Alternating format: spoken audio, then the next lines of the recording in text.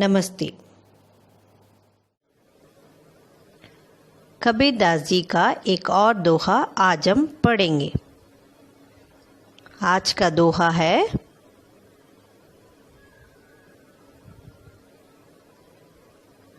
काल करे सो आज कर, आज करे सो अब, पल में परलय ओएगी, बहुरी करेगा कब। एक बार फिर, काल करे सो आज कर, आज करे सो अब, पल में परलय ओएगी, बहुरी करेगा कब। इसका अर्थ है बच्चों, कल के सारे काम आज कर लेना चाहिए और आज के सारे काम अभी, क्योंकि समय का कोई भरोसा नहीं, पता नहीं कब प्रलय शुरू हो जाए। इसलिए शुभ काम को कल पर मत डालिए, फौरन कर डालिए। Tomorrow's work to do today, today's work now. If the moment is lost, how will the work be done? Meaning, do the work that need to be done now. There is no other time than now. दोहा अच्छी तरह से पढ़ लीजिए बच्चों। और आज हम पढ़ेंगे भाषा। भाषा का मतलब क्या है बच्चों? लैंग्वेज। हम अपने विचारों को दूसरों तक भाषा के माध्यम से ही पहुंचाते हैं, है ना बच्चों? भाषा और व्याकरण। प्यारे बच्चों, देखिए यहाँ क्या हो रहा है। बच्चों, आपने देखा कि सौरभ ने हाथ मुंह की ओर ले जाकर इशारा किया। माँ उसके इस संकेत को समझ गई कि सौरभ को भूख लगी है। माँ ने उसे खाना दे दिया। अब देखिए, सौरभ ने फिर अपने हाथ यहाँ वहाँ हिलाकर माँ को कुछ समझाया, लेकिन माँ को कुछ भी समझ में नहीं आया। दोनों को बहुत परेशानी हो रही है। बच्चों, वास्तव में हम अपने मन की हर बात संकेतों से प्रकट नहीं कर सकते। यदि सौरभ और माँ आपस में बात करें तो किसी प्रकार की परेशानी नहीं होगी। इस तरह, सौरभ, माँ, हमारी अध्यापिका जी हमें पिकनिक पर ले जाएंगी। अच्छा बेटा, पिकनिक के लिए कहाँ जाओगे? बाल भवन माँ। और हाँ माँ, हमें 200 रुपए भी जमा करवाने हैं। ठीक है बेटा, ले जाना। देखा बच्चों, जो बात संकेतों से समझ नहीं आ रही थी, उसे दोनों ने बोलकर और सुनकर कितनी आसानी से समझ लिया। बाद में सौरभ ने अपनी मौसी को पत्र लिखकर पिकनिक की सारी सूचना दी।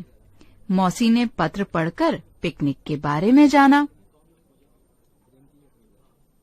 इस प्रकार हम बोलकर और लिखकर अपने विचार प्रकट करते हैं और सुनकर तथा पढ़कर दूसरों के विचार जानते हैं। जिस साधन के द्वारा हम अपने विचारों को प्रकट करते हैं तथा दूसरों के विचारों को समझते हैं, उसे भाषा कहते हैं।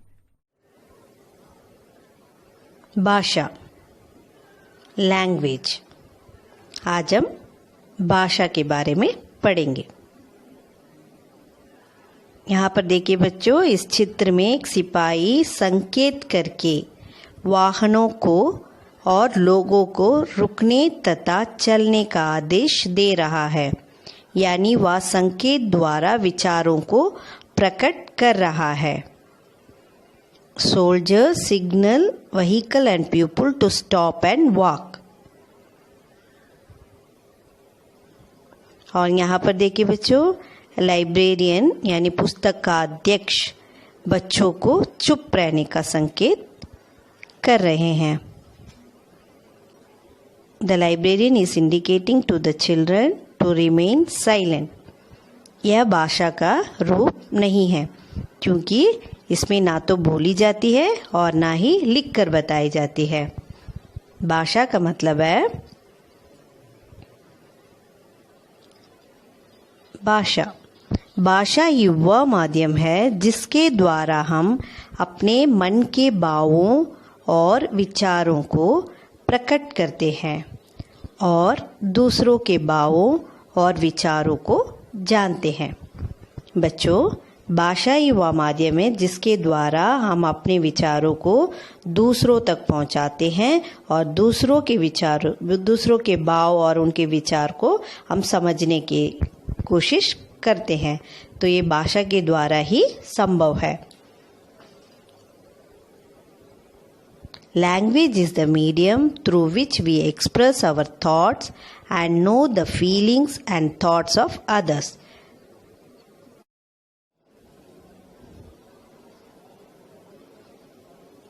इस चित्र में देखिए बच्चों कि यह लड़की अपने पापा से अपने रेस में फर्स्ट आने की खबर सुनाती है। कहती है, पापा पापा मैं दौड़ में प्रथम आई हूँ। प्रथम मीन्स फर्स्ट, दौड़ मीन्स रेस, रनिंग रेस जैसा होता है ना, दौड़ में प्रथम आई। देखिए वो अपने सर्टिफिकेट दिखाती है अपने पापा को। पापा पापा I came first in the race, वह कहती है तो उनके पापा कहते हैं, वाह शाबाश, यह तो बहुत अच्छी बात है। वाह well done, that's very good. यहाँ पर देखिए बच्चों, लड़की प्रथम आने की बात बोलकर अपने पिताजी को बता रही है और उनके पिता सुनकर खुश हो रहे हैं। और इस चित्र में देखिए बच्चों, पापा अपनी बेटी से कह रहे हैं, बेटी इस बारे में अपने दादाजी को भी बताना, वे बहुत खुश होंगे। पापा कहते हैं, tell your grandfather about this too, he will be very happy. कहते हैं ये सब तुम अपने ग्रैंडफादर को बताओ, दादाजी को बताओ, वे बहुत खुश होंगे। तो लड़की कहती है, जी पापा मैं ज़रूर बता दूंगी। और इस चित्र में देखिए बच्चों, पोती लिखकर अपने मन की बात दादाजी को बता रही है। देखिए बच्चों, वह लेटर लिखकर यानी पत्र के द्वारा, granddaughter is writing her mind telling her grandfather, वह अपने ग्रैंडफादर को अपने मन की बात लिखकर बता रही है पत्र के द्वारा। और यहाँ पर देखिए बच्चों, उसके दादाजी यानी दादाजी उस पत्र को पढ़कर अपनी पोती के मन की बात समझ रहे हैं। Grandpa is reading and understanding is granddaughter's mind, है ना बच्चों। यहाँ पर बोलकर, सुनकर, लिखकर और पढ़कर अपने विचार प्रकट किए जा रहे हैं। विचारों को इस प्रकार बोलकर, सुनकर, लिखकर और पढ़कर हम अपने विचारों को दूसरों तक पहुंचाते हैं और दूसरों के विचारों को हम समझते हैं। यही भाषा है। भाषा के भेद यानी टाइप्स ऑफ लैंग्वेज। देखिए बच्चों, भाषा के दो भेद होते हैं, मौखिक भाषा और लिखित भाषा। मौखिक भाषा यानी ओरल लैंग्वेज, लिखित भाषा रिटन लैंग्वेज। अब हम मौखिक भाषा के बारे में देखते हैं। मौखिक भाषा, जब हम बोलकर अपनी बात दूसरों तक पहुंचाते हैं और दूसरों की बात सुनकर समझते हैं, तब वह भाषा का मौखिक रूप कहलाता है। देखिए बच्चों, हम अपने विचारों को और अपने भावों को बोलकर दूसरों तक पहुंचाते हैं और दूसरे हमारी बात को सुनकर समझते हैं, और तो उसे हम मौखिक भाषा कहते हैं, यानी वह भाषा का मौखिक रूप है। When we convey our speech to others and understand by listening to others, then it is called the oral form of language.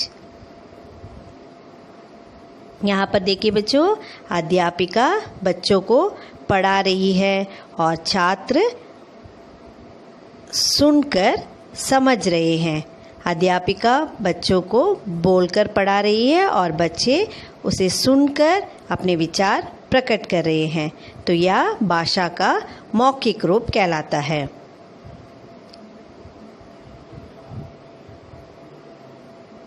और देखिए अगला है लिखित रूप, लिखित भाषा। जब हम लिखकर अपनी बात दूसरों तक पहुंचाते हैं और वे उसे पढ़कर उसका अर्थ समझते हैं, तब वह भाषा का लिखित रूप कहलाता है। देखिए बच्चों, हम लिखकर अपनी बात दूसरों तक पहुंचाते हैं, जैसे लेटर वगैरह लिखकर हम अपनी बात, अपने मन की बात दूसरों को बताते हैं और वे उसे पढ़कर समझते हैं, है ना बच्चों। वे उसे पढ़कर उसका अर्थ समझते हैं, तब वह भाषा का लिखित रूप कहलाता है। When we write and convey our words to others and they read it and understand its meaning, then it is called written form of language. यहाँ देखिए बच्चों, मोहन पत्र लिखकर अपने विचार प्रकट कर रहा है और पिंकी उस पत्र को पढ़कर मोहन के विचारों को समझ रही है और अपनी माँ से कह रही है कि माँ, छुट्टियों में मोहन घर आ रहा है। तो देखिए बच्चों, लिखकर और पढ़कर विचारों को समझना भाषा का लिखित रूप है।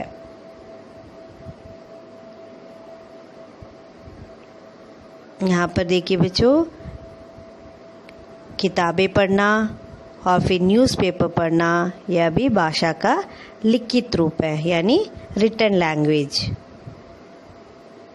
भाषा के लिखित रूप। हमारे देश में बहुत सारी भाषाएं बोली जाती है। सभी राज्यों में अलग अलग भाषाएं बोली जाती है ना बच्चों। देखिए यहाँ पर बंगाल में बंगाली बोली जाती है और फिर महाराष्ट्र में मराठी, आंध्र प्रदेश में तेलुगु बोली जाती है। यह सब राज्य और उनके भाषा है। और यहाँ पर देखिए बच्चों, असम में असमिया बोली जाती है और फिर गुजरात में गुजराती, पंजाब में पंजाबी। इस प्रकार हमारे देश के सभी राज्यों में अलग अलग भाषाएं बोली जाती है। हिंदी हमारे देश की राष्ट्रभाषा है। यहाँ पर देखिए बच्चों, राज्य और उनके भाषा। कश्मीर, कश्मीर में कश्मीरी भाषा बोली जाती है। पंजाब में पंजाबी, गुजरात में गुजराती, पश्चिम बंगाल में बांग्ला, आंध्र प्रदेश में तेलुगु, केरल में मलयालम, कर्नाटक में कन्नड़, तमिलनाडु में तमिल, उड़ीसा में उड़िया भाषा बोली जाती है, महाराष्ट्र में मराठी। देखिए बच्चों, राज्य और उनकी भाषा, इसे अच्छी तरह से पढ़ लीजिए। और अब हम पढ़ेंगे लिपि। लिपि का मतलब है बच्चों स्क्रिप्ट। किसी भी भाषा की लिखावट या लिखने के ढंग को लिपि कहते हैं। ध्वनियों को लिखने के लिए जिन चिन्हों का प्रयोग किया जाता है उसे हम लिपि कहते हैं। The symbol which are used for writing sound are called script.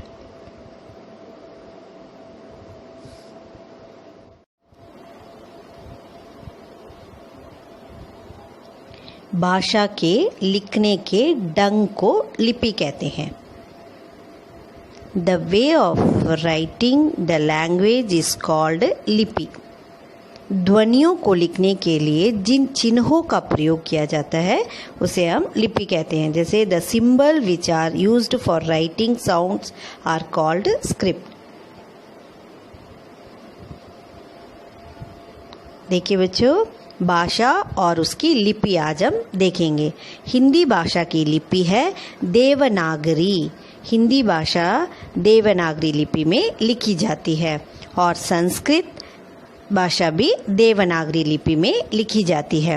और अंग्रेजी यानी इंग्लिश, अंग्रेजी भाषा रोमन लिपि में लिखी जाती है और जर्मन रोमन लिपि में लिखी जाती है। पंजाबी पंजाबी पंजाबी भाषा गुरुमुखी लिपि में लिखी जाती है। गुरुमुखी लिपि में लिखी जाती है।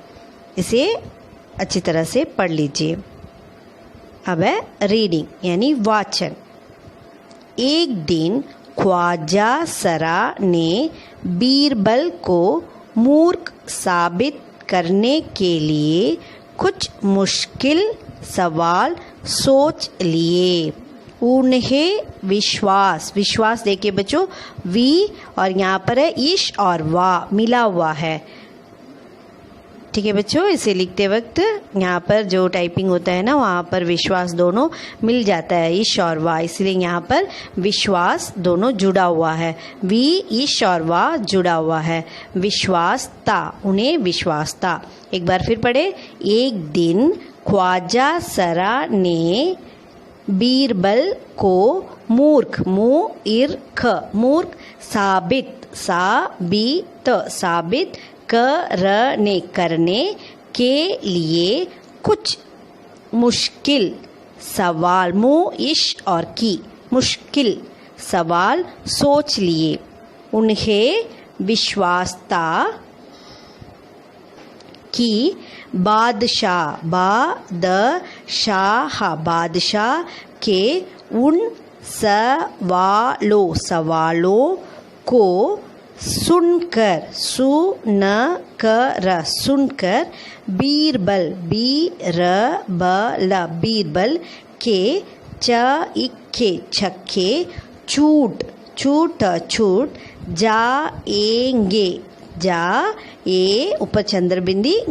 जाएंगे और वह लाख कोशिश करके भी संतोषजनक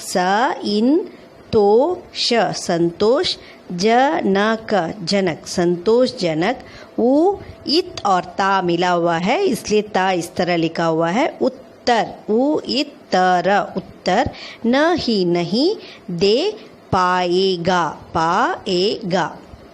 कि बादशाह के उन सवालों को सुनकर बीरबल के छक्के छूट जाएंगे और वह लाख कोशिश करके भी संतोषजनक उत्तर नहीं दे पाएगा। ठीक है बच्चों, इसे अच्छी तरह से पढ़ लीजिए, पढ़ने की कोशिश कीजिए, रीड कीजिए। ठीक है बच्चों, धन्यवाद बच्चों, अगली कक्षा में मिलेंगे।